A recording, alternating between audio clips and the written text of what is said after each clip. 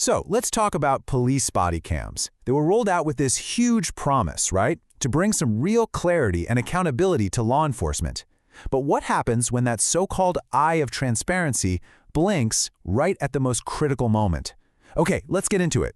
And that right there is the big question we're digging into. I mean, the technology's there. It exists to capture what really happened. But how effective can it be when the recordings are incomplete? Or the sound is muted? Or they're just not there at all? And this slide just lays it all out so clearly. On the one side, you have the sales pitch. Unbiased accountability, objective truth, total transparency.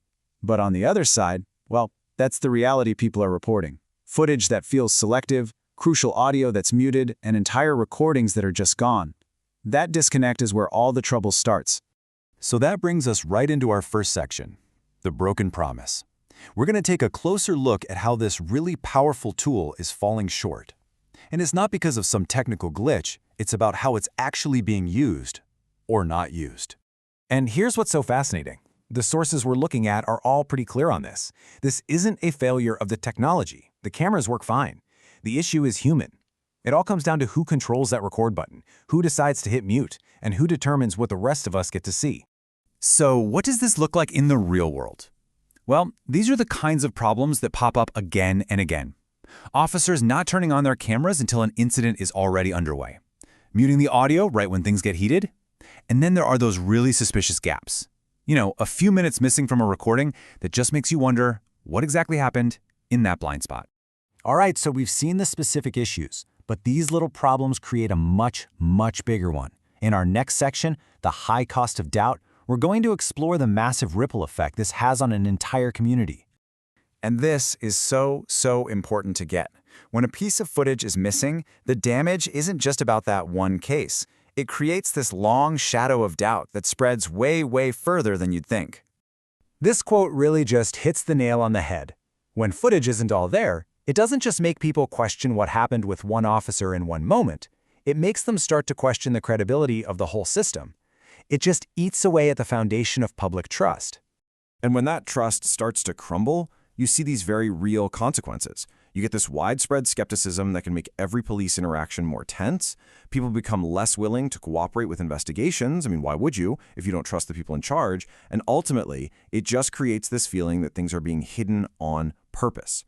But this isn't just a story about a problem. It's also a story about the response. So in this section, we're going to shift gears and look at how communities are actively pushing back and demanding some real change.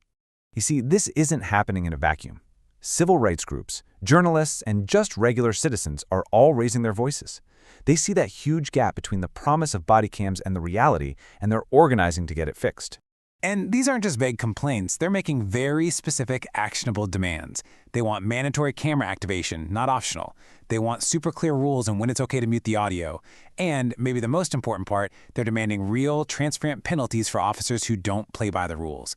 The whole idea is to create one set of standards for everyone, with independent eyes making sure it's all followed. So where do we go from here? What's the solution?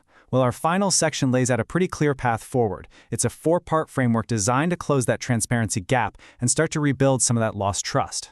And here it is. It's basically built on 4 key pillars: standardizing the policies, using technology to help out, creating real independent oversight, and actually engaging with the community. Let's break each one down real quick.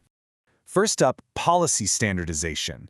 The idea is pretty simple. Every single police department should be following the same set of clear, consistent rules. No more gray areas.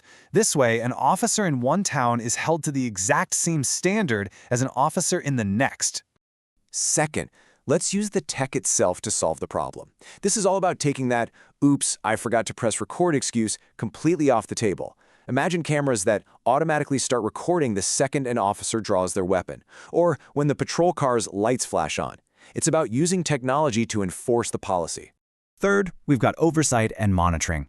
And honestly, this one is absolutely critical for building any kind of credibility.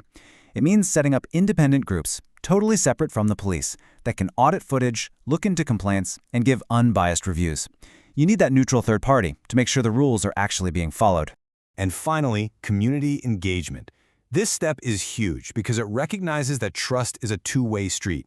Police departments need to be talking with the people they serve, listening to what they're concerned about, and building policies that actually reflect what the community needs to feel safe and respected.